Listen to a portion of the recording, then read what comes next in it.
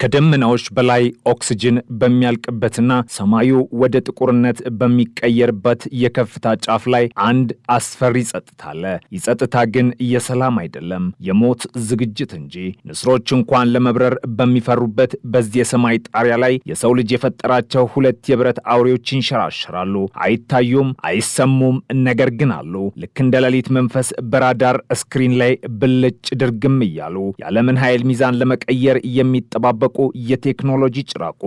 ዛሬ የምንመለከተው የሁለት ኃያላን ሀገራትን የክብርና የሞት ሽረት ፍልሚያ ነው። የምዕራቡ ዓለም የቴክኖሎጂ ቁንጮ የሆነው የአሜሪካው ኤፍ-22 ራፕተር ከምስራቁ ዓለም የአየር ላይ ጂምናስቲክ ባለሙያው ከሩሲያው SU-57 ፌለን ጋር። ይህ ፍልሚያ በምድር ላይ እንደሚደረግ የቦክስ ግጥሚያ አይደለም። እዚህ ዳኛ የለም፣ እረፍት የለም፣ ሁለተኛ ዕድል የለም። የመጀመሪያው ስህተት የመጨረሻ እስትንፋስ ነው። ከሩቅ ሲያዩት ሞኝ ይመስላል፣ ሲቀርቡት ግን እሳት ይተፋል እንደሚባለው እነዚህ አውሮፕላኖች በውበት የተሸፈኑ ገዳዮች ናቸው። አንደኛው እንደ መንፈስ ተደብቆ መውጋትን ያምናል። ሌላኛው እንደ አውሎ ንፋስ እየተገለባበጠ ጠላትን ማዞር ይመርጣል። ማነው የሰማይ ንጉሥ?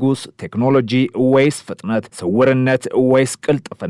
የንስሮ አይን ወይስ የድቡ ጉልበት? ታሪኩን ለመረዳት ወደ ሁለቱ ተቀናቃኝ ፍልስፍናዎች ንግባ። አሜሪካና ሩሲያ የአየር ላይ ጦርነትን የሚረዱበት መንገድ የተለያየ ነው። አሜሪካ የማይበላሽ እውነት ብላ የምታምነው አንድ ነገር አለ። ፈርስት ሉክ፣ ፈርስት ሹት፣ ፈርስት ኪል። ቀድሞ ማየት፣ ቀድሞ መተኮስ፣ ቀድሞ መግደል። ለዚህ እምነቷ ማረጋገጫ የሰራችው አውሮፕላን ኤፍ-22 ራፕተር ይባላል። የአውሮፕላን ሳይንስና ኢንጂነሪንግ ተጋብተው የወለዱት ታምር ነው። ኤፍ-22 ራፕተር ሲሰራ የተሰጠው ተልዕኮ አንድና አንድ ብቻ ነው፣ የአየር ላይ የበላይነት። የአውሮፕላን በራዳር አይታይም። ቅርጹ የተቀባው ልዩ ቀለምና የሞተሩ አቀማመጥ የራዳር ሞገዶችን ሰብረው ወይም ውጠው እንዲቀሩ ተደርጎ የተሰራ ነው። በጠላት ራዳር ላይ ኤፍ-22 ሲታይ መጠኑ ከንብ ወይም ከአንዲት ትንሽ የእብነበረድ ድንጋይ አይበልጥም። አስቡት፣ አንድ ግዙፍ የጦር ጀት በድምፅ ፍጥነት 2 እጥፍ እየበረረ ሚሳይሎችን ታጥቆ፣ ነገር ግን በራዳር ላይ እንደ ዝንብ ይታያል። ይህ ለጠላት የመጨረሻው ቅዠት ነው። ጠላት አንድ ነገር አለ ብሎ ሲጠራጠር ራፕተሩ ሚሳኤሉን አርከፍክፎ ወደ ማረፊያው ተመልሷል። የኤፍ-22 ሌላው አስማት ሱፐር ክሩስ ይባላል። አብዛኞቹ ጄቶች ከድምፅ ፍጥነት በላይ ለመብረር አፈር በርነር ወይም የሞተር ማቀጣጠያ በከፍተኛ ሁኔታ መጠቀም አለባቸው። ይህ ደግሞ ነዳጅ ይጨርሳል፣ እንዲሁም ከፍተኛ ሙቀት ስለሚፈጥር በጠላት ካሜራ በቀላሉ ያስመታል። ኤፍ-22 ግን ያለ አፍተር በርነር በጸጥታና በተረጋጋ ሞተር ከድምፅ ፍጥነት በላይ ለረጅም ሰዓታት መብረር ይችላል። ልክ እንደ ማራቶን ሯጭ ሳይሆን እንደ አቦ ሸማኔ ነው፣ ፈጣን ግን የማይደክመው። አሁን ደግሞ ወደ ምስራቁ ንዙር፣ ወደ ሩሲያውያን ጦርነትን የሚያዩት በሌላ መነጽር ነው። ጠላት ተደብቆ ቢመጣ እንኳን ፊት ለፊት ከተገናኘን ልበላው ይገባል የሚል የጎዳና ላይ ጠብ ፍልስፍና አላቸው። ለዚህም ነው SU-57 ፌለን የተባለውን የአየር ላይ አውሬ የፈጠሩት። አሜሪካውያኑ ለአውሮፕላኑ ስም ሲያወጡለት ፌሎን ወይም ወንጀለኛው ያሉት በምክንያት ነው። ምክንያቱም በአየር ላይ የሚሰራው ነገር ከፊዚክስ ሕግ ጋር የሚጣረስ ወንጀል ስለሚመስል። SU-57 የሩሲያ የመጀመሪያው ስቴልዝ አውሮፕላን ቢሆንም ዋና ጥንካሬው ግን መደበቁ ላይ አይደለም። ጥንካሬው ማኒቨራቢሊቲ ወይም ቅልጥፍናው ላይ ነው። የዚህ አውሮፕላን ሞተሮች ወደ ላይ፣ ወደ ታችና ወደ ጎን መንቀሳቀስ ይችላሉ። ይህ ምን ማለት ነው? አውሮፕላኑ እየበረረ በድንገት አፍንጫውን ወደ ኋላ ማዞር ይችላል። በአየር ላይ መቆም ይችላል። እንደ እባብ መጠምዘዝ ይችላል። አንድ SU-57 ፓይለት በአየር ላይ የሚያሳየው እንቅስቃሴ ከሞት ጋር የሚደንስ ይመስላል። አሜሪካው ኤፍ-22 እንደ ስናይፐር ወይም ርቀት ጠባቂ ተኳሽ ሲሆን ሩሲያዊው SU-57 ደግሞ እንደ ካራቴ ሻምፒዮን ነው። ከተጠጋው ይሰብርሃል። SU-57 የታጠቀው መሳሪያ ብዛትም ያስፈራል። ረጅም ርቀት የሚምዘገዘጉ ሚሳኤሎች ብቻ ሳይሆኑ ለቅርብ ውጊያ የሚሆኑ መድፎችና የአሜሪካን አውሮፕላኖችን ለማደን የተሰሩ ልዩ ራዳሮች አሉት። ሩሲያውያን የማይታይ ነገር የለም፣ በደንብ ያልተፈለገ ነገር እንጂ ብለው ያምናሉ። የSU-57 ክንፎች ውስጥ የተደበቁ ራዳሮች የአሜሪካውን ኤፍ-22 ዱካ ለመለየት የተሰሩ ናቸው። እንግዲህ ዋናው ጥያቄ የሚመጣው እዚህ ላይ ነው። እነዚህ ሁለት የሰማይ አማልክት ፊት ለፊት ቢገናኙ ምን ይፈጠራል? እስቲ በምናባችን አንድ የጦርነት ሁኔታ እንሳል። ሰማዩ ጠርቷል፣ ደመናም የለም። ሁለት የኤፍ-22 ራፕተሮችና ሁለት SU-57 ፌሌኖች በተቃራኒ አቅጣጫ እየተምዘገዘጉ ነው። ርቀታቸው ገና 200 ኪሎ ሜትር ነው። በዚህ ርቀት ላይ ጨዋታው የቴክኖሎጂ ነው። የአሜሪካው ኤፍ-22 ኮምፒውተር መረጃዎችን እያቦካ ፓይሌቱ ምንም ማድረግ አይጠበቅበትም። አውሮፕላኑ ራሱ ጠላት ጠላት በ200 ኪሎ ሜትር ርቀት ላይ አለ፣ ቁጥራቸው 2 ነው፣ ፍጥነታቸው ይህን ያህል ነው ብሎ ይነግረዋል። የሩሲያው SU-57 ግን አሜሪካዊውን ለማየት እየታገለ ነው።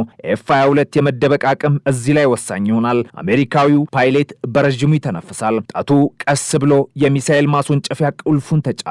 ፎክስ 3 የሚል ድምፅ ሬዲዮ ላይ ተሰማ። ከአሜሪካ አውሮፕላን ሆድ ውስጥ M120D የተባለ ገዳይ ሚሳኤል ተለቀቀ። ይህ ሚሳኤል በሰዓት 4000 ኪሎ ሜትር እየበረረ ወደ ሩሲያ አውሮፕላን አመራ።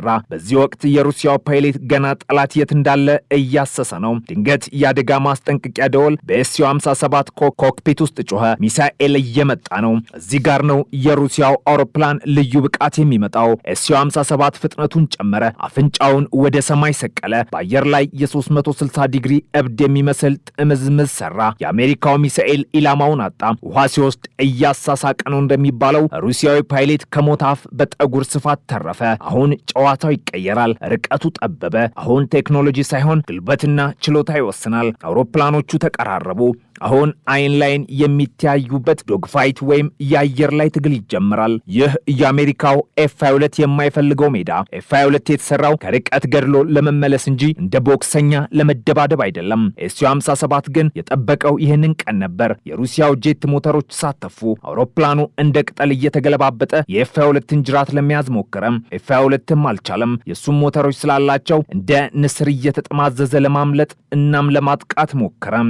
ሰማዩ በሚሳኤል ጭስና በጄት ድምፅ ተሞላ። SU-57 በአየር ላይ ቆሞ አፍንጫውን ወደ ታች በመድፋት F-22ን ለማጥመድ ሞከረ። አሜሪካዊ ፓይሌት በከፍተኛ የጂፎርስ ጫና ውስጥ ሆኖ ደምስሮቹ ሊፈነዱ ደርሷል። በዚህ ቅስፈት የሚያሸንፈው አውሮፕላኑ ሳይሆን ፓይሌቱ ነው። ማነው ቶሎ የወሰነው?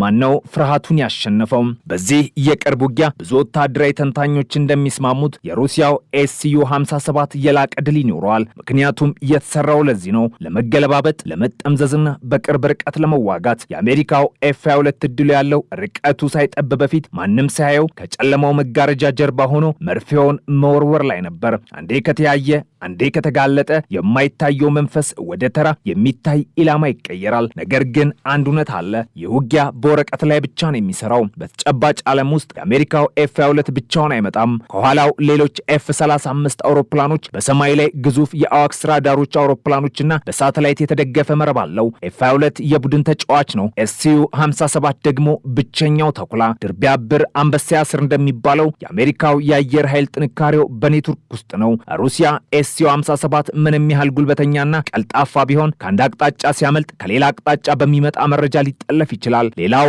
ወሳኝ ነጥብ ብዛት ነው። አሜሪካ ወደ 180 የሚጠጉ F-22 አውሮፕላኖች አሏት። ሩሲያ ግን ገና በጣት የሚቆጠሩ SU-57 ነው ያላት። ይህ ምን ማለት ነው? በጦር ሜዳ ላይ ጥራት ወሳኝ ቢሆንም ብዛት ደግሞ የራሱ የሆነ ጥራት አለው። አንድ SU-57 5 F-22ን መጣል ቢችል እንኳን ስድስተኛው ይጥለዋል። ታዲያ ማን ነው የሰማዩ ንጉሥ? መልሱ እንደ ሁኔታው ይለያያል። ጦርነቱ የሚካሄደው ከርቀት ከሆነ፣ ራዳር በማያው ርቀት ከሆነ የአሜሪካው F-22 ራፕተር ያለ ጥርጥር ንጉሥ ነው። ጠላትን አይቶ መጥቶ ወደ ቤቱ ሻይ ሊጠጣ ይገባል። ጠላት ማን እንደመታው እንኳን ሳይወቅ።